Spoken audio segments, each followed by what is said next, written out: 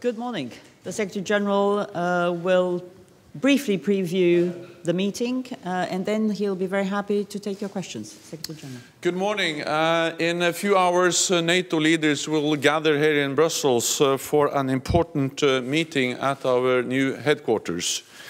We have two major items on our agenda: stepping up NATO's role in the fight against terrorism and fairer burden sharing in our alliance. We are making progress on both. NATO has been actively engaged in the fight against terrorism for many years. Today we will adopt an action plan to enhance NATO's contributions. Our largest military operation ever was launched in Afghanistan in a direct response to the 9/11 terrorist attacks on the United States. 13,000 NATO troops continue to train Afghan forces. We will assess our level of support and the future of the mission.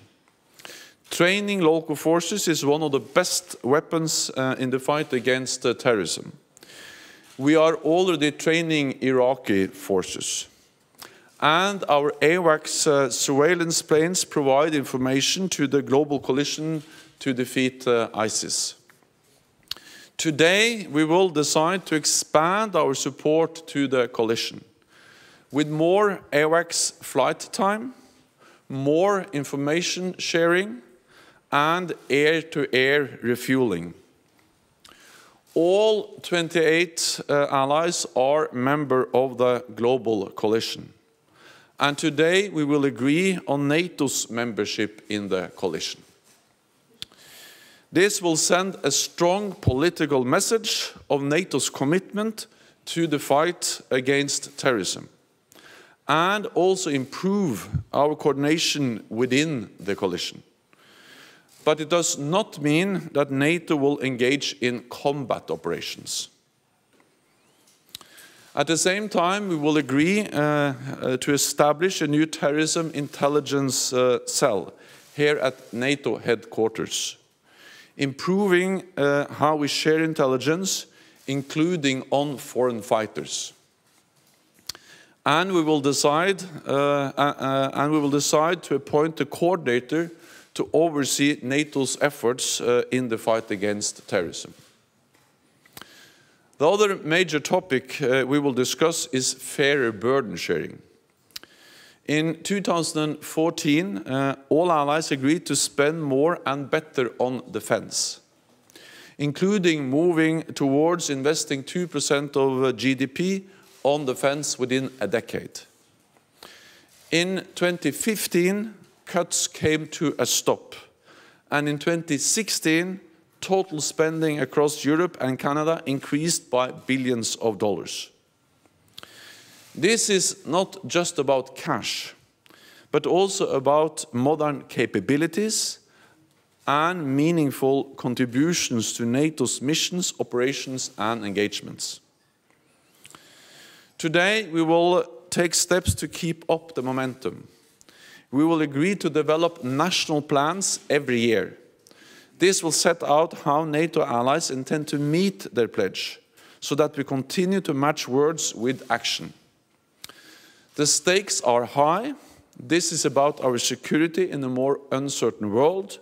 So I look forward to welcoming all NATO leaders, as well as the Prime Minister of Montenegro, soon to be our 29th ally. With that, I'm ready to take your questions. Wall Street Journal. Mr. Secretary General, some have said the counterterrorism moves that NATO is making are more symbolic than real.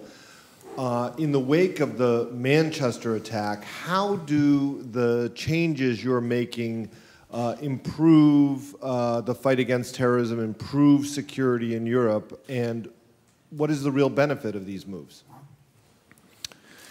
We will agree an action plan today on how to step up NATO's efforts fighting terrorism.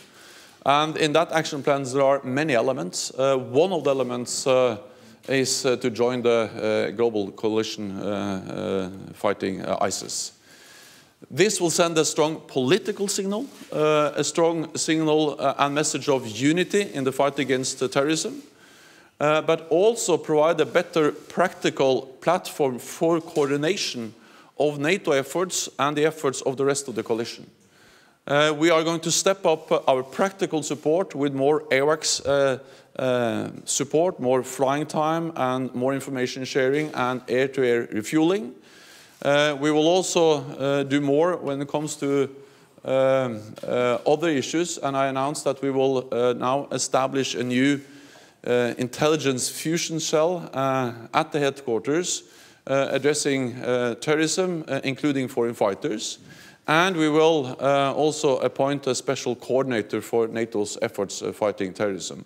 So this is both a strong political message of unity in the fight against terrorism, but also a part of an action plan where we are providing more practical support to the efforts fighting global terrorism, including addressing our mission in Afghanistan. CNBC. Mr. Secretary General, Hadley Gamble with CNBC News. You mentioned intelligence sharing. How concerned are you by what we've seen with the United States, not just in the identifying of the Manchester bomber just yesterday, but also, of course, with Israeli intelligence? Are you concerned by that? And also, when we talk about what's happening in terms of Russia, Russia isn't directly on this agenda. Why is that? Russia is on NATO's agenda always, and Russia will be discussed during the meeting later on today. Also as part of our discussions related to the transatlantic bond and burden sharing. Because one of the reasons why we are investing more in our collective defense, why we are increasing our military presence in the eastern part of the alliance, is of course as a response to the aggressive actions of Russia we have seen in Ukraine. So Russia is on NATO's agenda. We have a strong and clear message, and that is that we need both credible deterrence, defense, and dialogue. And NATO has a long-standing policy, and that is that we need both dialogue and credible deterrence and defense in our approach to Russia, and that will be discussed during and addressed during the meeting later on today. On intelligence, I will say that the issue related to the Manchester attacks, it's a bilateral issue between the UK and the US. It's not for me to comment on that. What I can say in general is that intelligence is of great importance for NATO. We are stepping up our efforts and our work when it comes to sharing intelligence. We have just established a new intelligence division here at the headquarters, so we can better analyze, better understand, and better share intelligence. And we are also today announcing that we will establish a new fusion cell, or a cell related to fighting terrorism, especially addressing also issues like foreign fighters. So this is an area where NATO really plays a key role, enabling allies to share intelligence also related to fighting terrorism. Al Arabian? In the middle, yeah. Yeah. There. Good morning, sir. If we see what NATO provided to Afghanistan for more than a decade, and still the country is not stable yet, my question to you is, how long NATO will be committed to assist Iraqi forces to stabilize the country? And if you don't mind, is there any progress in your discussion with the Libyan experts or officials from Mr. Sarraj's side? Thank you. So there are many challenges in Afghanistan, and no one said that the situation in Afghanistan was going to be easy when NATO ended its combat operations back at the end of 2014. But we have achieved a lot. We have been able to train and build Afghan forces which are now able to take responsibility for the security in their own country themselves. That's a great and important achievement, and the Afghans show professionalism, bravery in the way they handled a very difficult security situation in Afghanistan. We don't have any end date for our activities in Iraq. We are focused on how can we build local capacity, how can we build local institutions, how can we train local forces, because we know that in the long run it's much better that local forces, local institutions are able to take care of the security, the stability in their own country, instead of NATO or or NATO allies deploying forces in the country. The last question was Libya. Well, we are in dialogue with Libya. I recently met with Prime Minister al-Sarraj, where we discussed how NATO can provide support for institution building, meaning building a modern Ministry of Defense, Joint Chief of Staff, helping them with establishing better intelligence systems. All of this is of great importance because they need the structures to be able to gradually stabilize Libya. It's not about any kind of combat presence or military training. This is about institution building. And our experts teams met recently, and they continue to discuss how NATO can provide that kind of support. Hadrop News Agency. My question is also about that the NATO join, the IS coalition.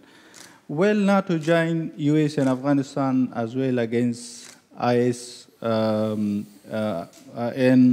if yes, then NATO once again start comeback mission in Afghanistan? NATO will continue its train, assist and advise mission in Afghanistan, and we will address that during the meeting today. We will also later on this year decide on the exact troop levels. We will not return back to a combat operation. Our aim is to train the Afghan forces to enable them to step up their efforts in stabilizing their own country, countering Taliban, but also fighting different terrorist groups in Afghanistan, including ISIS.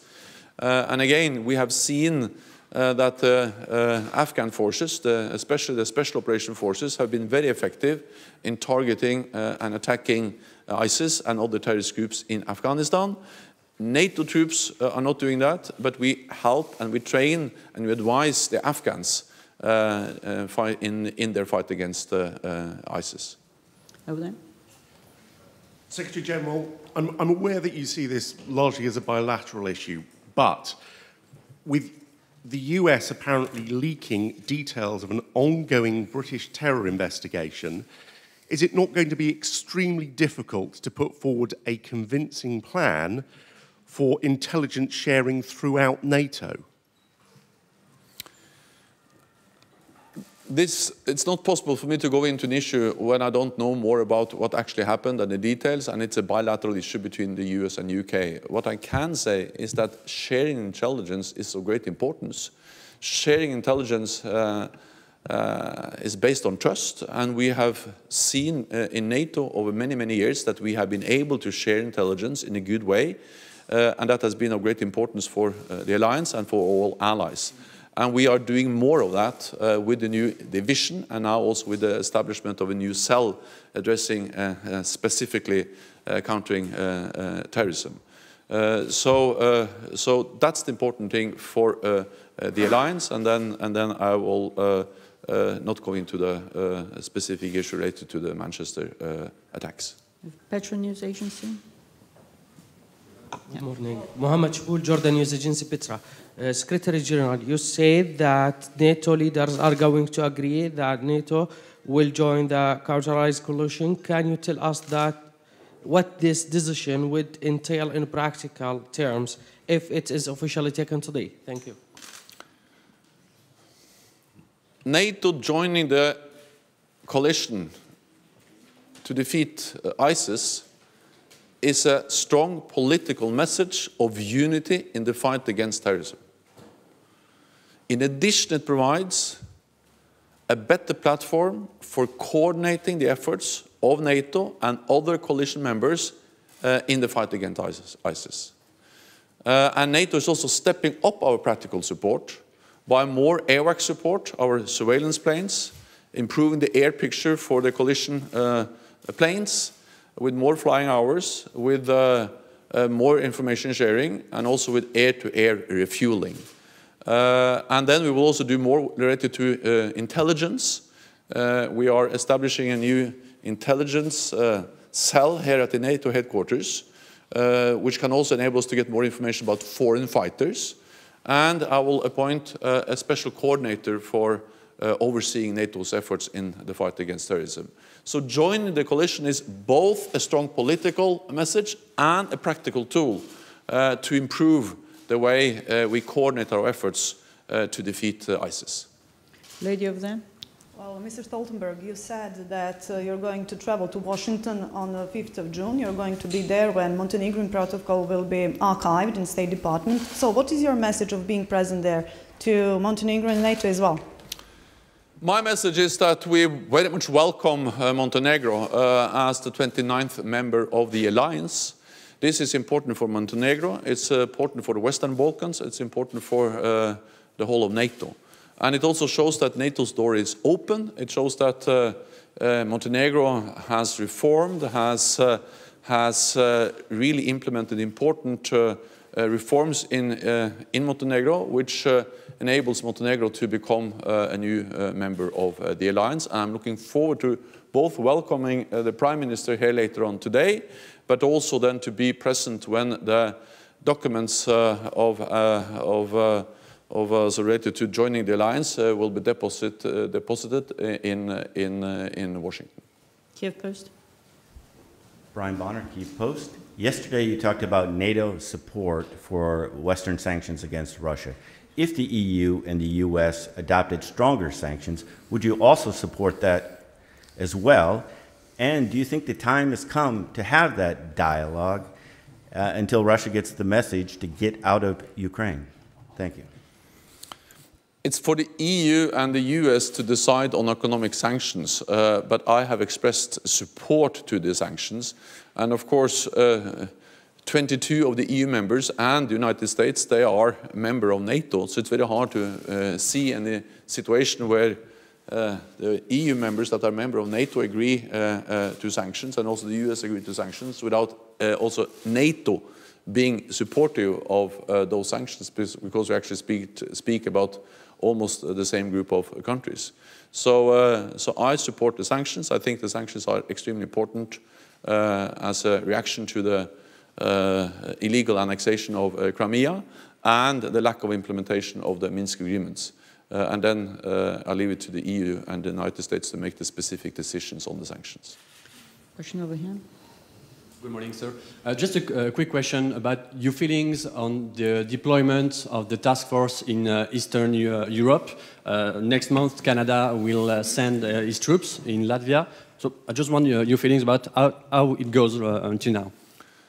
The deployment of the 4 battle groups shows that NATO is able to adapt and to change when the world is changing. The 4 battle groups were decided in Warsaw in July at our last summit, and we are now implementing, and they will be in place, all of them, within weeks. It sends a strong signal of unity. It sends also a strong signal of credible deterrence and defense, because there is a multinational presence in the 3 Baltic countries and in Poland, Canada being the lead nation in Latvia, and other NATO allies being the lead nations and contributing in the other 3 Baltic, in the other Baltic countries and Poland. This is a defensive deployment. It's proportionate, measured, and it's a direct reaction to the aggressive actions of Russia in Ukraine. Last question, gentleman in the center. Yeah, this is Zaki Shah from Arabs Today. General Secretary, is there a message for the people in the Middle East and the Islamic countries that this summit is not only about bringing fighting and military actions, but also to bring peace and justice in the area? NATO is an alliance which exists to preserve peace and to create stability, and also help create stability beyond our borders, because when our neighbors are more stable, we are more secure. Therefore, NATO supports efforts to find political solutions, peaceful solutions, negotiated solutions to the different conflicts we see around in the Middle East and the Arab world. Sometimes it's also necessary to use military means, and then NATO and NATO allies have also shown that they're willing to do that, as NATO allies do now in Syria, in Iraq, fighting ISIS, and also supported by NATO. But in the long run, the aim is, of course, to find peaceful, negotiated solutions, and NATO strongly support those efforts because we believe strongly that we have to be able to move forward and avoiding the turmoil and the violence we now see in many parts of the Arab world, or at least the Middle East. Thank you very much. This concludes this press point. We'll see you again at our new headquarters at around 14:15. Thank you. Thank you.